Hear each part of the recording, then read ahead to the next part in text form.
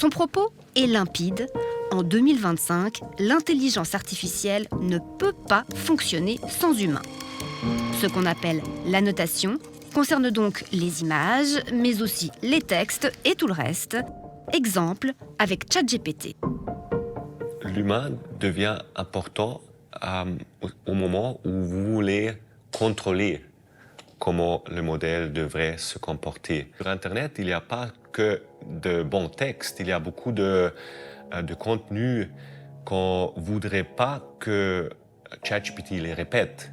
Il y a du contenu qui est illégal, il y a de l'extrémisme, il y a des théories de conspiration, tout ça. Ce qu'il faut, c'est d'apprivoiser le modèle qui est trop brut au début.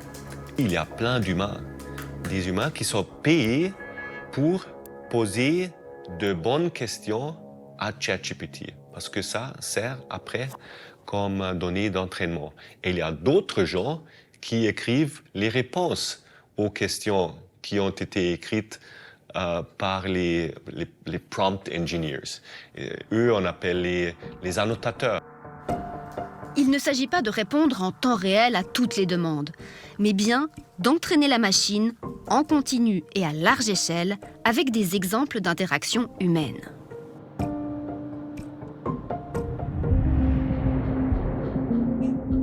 Des millions, voire des dizaines de millions d'humains cachés dans les coulisses de l'IA, c'est donc ça le truc des magiciens de la tech. La plupart se trouvent dans des pays à bas revenus, Inde, Philippines, Madagascar, Venezuela ou encore Kenya. Sur la carte de ces métiers fragiles, Nairobi, sa capitale, fait figure de métropole internationale. Ici, on mise sur le développement des nouvelles technologies depuis des années et cela passe par la prolifération de micro-emplois dans le domaine de l'intelligence artificielle. C'est là que nous sommes allés à la rencontre d'Ifantus Kanyugi. Diplômé en finance et en économie, il n'a jamais trouvé de travail dans son domaine. C'est donc par nécessité qu'il est devenu annotateur. Après quelques années dans le secteur, il a cofondé la DLA, l'association de défense de ses petites mains.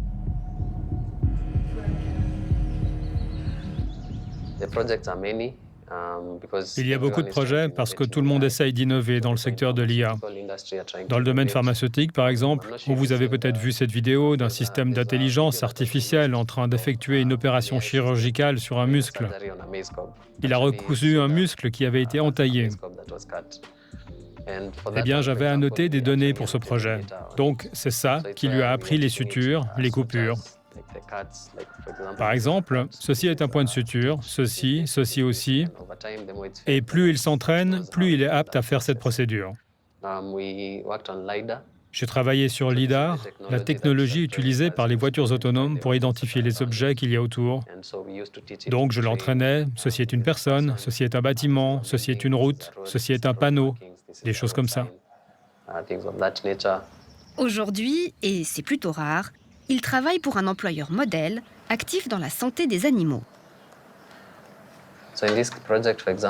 Dans ce projet, par exemple, je devais identifier des parties spécifiques de la tête qui peuvent être utilisées pour reconnaître des maladies animales.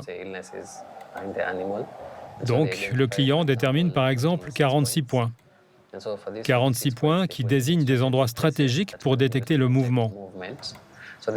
Il fournit les images, il a déjà identifié les points qui doivent être placés sur la tête du chien et ensuite, il nous donne un modèle. On veut ça là, on veut ça ici, là. Et ensuite, il nourrit le système d'intelligence artificielle et essaye de lui apprendre comment faire le processus tout seul. Des gestes répétés sur des milliers de photos pour un salaire qu'il juge honnête, ce qui est loin d'être une généralité. Beaucoup de personnes cumulent 2 jobs. En fait, il y a 2 systèmes. Les plateformes digitales sur lesquelles vous vous enregistrez, passez des tests, et si vous réussissez, on vous attribue des projets. Et puis, vous avez les sous-traitants, ou BPO, des entreprises physiques avec des locaux tout équipés dans lesquels les gens vont travailler. Donc les gens vont travailler là-bas, mais le soir, quand ils rentrent à la maison, ils travaillent encore sur des plateformes pour compléter leurs revenus, pour que ce soit tenable. Pas de quoi faire des excès, c'est juste pour payer les factures, la nourriture, Internet et le reste. Beaucoup de travailleurs font 16 à 20 heures par jour.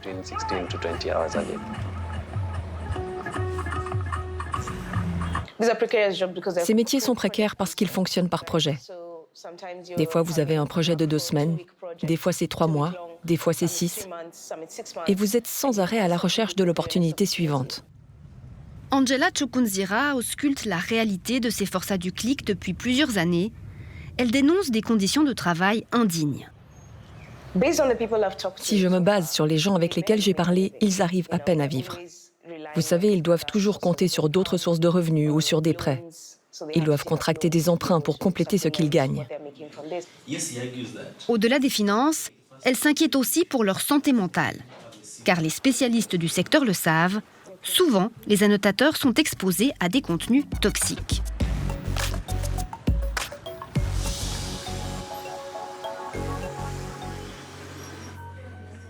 Cet homme en a fait les frais, brûlé par un projet d'intelligence artificielle dans un domaine où on ne l'attend pas forcément.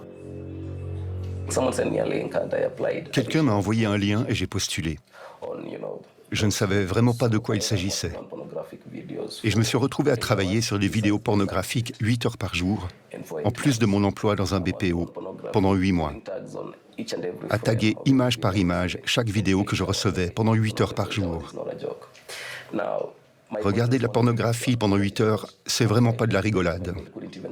Après 4 ou 5 jours, mon corps s'est complètement éteint. J'avais une femme à la maison, ma partenaire, qui avait le droit d'avoir des relations intimes avec moi quand elle en avait envie. Mais je dormais 4 heures par nuit, et quand j'allais au lit, je ne fonctionnais même plus. Nous sommes arrivés au point où cela a brisé la relation. Et nous avons fini par nous séparer. Aujourd'hui, il appelle les entreprises de l'intelligence artificielle à protéger la santé mentale des travailleurs, un enjeu fondamental. Quand les travailleurs sont exposés de manière permanente à des contenus très nocifs, ils deviennent insensibles. Certains d'entre eux perdent leur humanité et leur sens des réalités est aussi très altéré. De l'autre côté de nos écrans, les annotateurs ne sont pas les seuls exposés à ces contenus toxiques. Pour protéger les utilisateurs contre les publications problématiques, les réseaux sociaux font appel à une autre catégorie de travailleurs de l'IA, les modérateurs de contenu. Sur TikTok, 85% des contenus inappropriés sont par exemple filtrés par l'intelligence artificielle. Pour le reste, abracadabra, l'algorithme a besoin d'humains. Nous nous rendons dans un lieu discret pour rencontrer l'un d'eux. Employé par un sous-traitant du géant chinois, il n'a pas le droit de parler de son travail et reste donc anonyme. Son quotidien ? Traquer des contenus inappropriés venus du monde entier, au moins 250 vidéos par jour et, attention, cela peut être très choquant.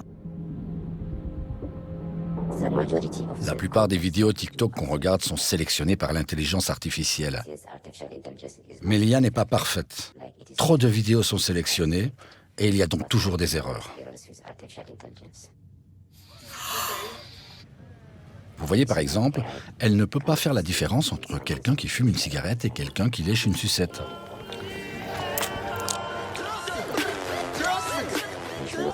Il ne faudrait pas être totalement dépendant de l'IA pour la modération, ce serait une catastrophe. Beaucoup de vidéos inappropriées passeraient à travers. Parce qu'il y a de tout dans les vidéos. Des suicides, de la torture, des personnes brûlées vives, de la pédopornographie. Il y a beaucoup de choses sur les réseaux sociaux. Les gens voient normalement ce qui est bien, des gens en train de danser. Mais ils ne savent pas que cela passe par des humains, qu'il y a des gens comme moi qui filtrent les mauvais contenus au prix de leur santé mentale. Il y a certaines vidéos, 2 ou 3, qui vous hantent pour le reste de votre vie.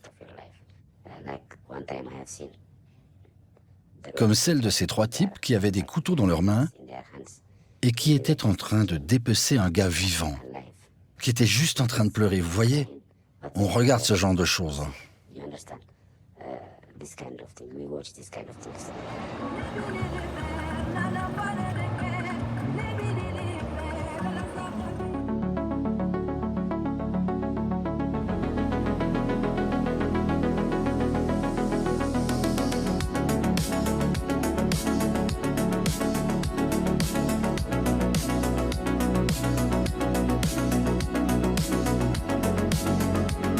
Au-delà des procès contre Meta, les petits artisans de l'IA réclament surtout un système plus équitable. Tous ces projets ont été faits ici au Kenya. ChatGPT est venu ici, Tesla est venu ici, tous ces projets ici. N'est-il pas possible d'avoir une situation gagnant-gagnant? Je suis un annotateur, je travaille sur leurs données, ils gagnent des millions. Pourquoi ne peuvent-ils pas veiller à ce que je vive décemment? Est-ce qu'ils doivent me sacrifier pour leur croissance? Est-ce que c'est un crime pour ces géants de la tech de faire ce qui est juste? Est-ce que vous avez été sacrifié? Plus de 1000 fois. J'ai perdu ma famille. Qui va me rendre ma famille? Nous sommes exploités comme des esclaves. C'est juste parce que nous sommes africains. Tout le monde s'en fiche, vous comprenez? Ces gens de la tech, ils sont très cupides. Ils se fichent des humains. Ils doivent être punis pour cela. Ils doivent changer la manière dont ils traitent les êtres humains. Nous sommes au XXIe siècle. Il n'y a plus d'esclavage, il faut leur apprendre ça. Parce qu'ils nous gardent comme des esclaves.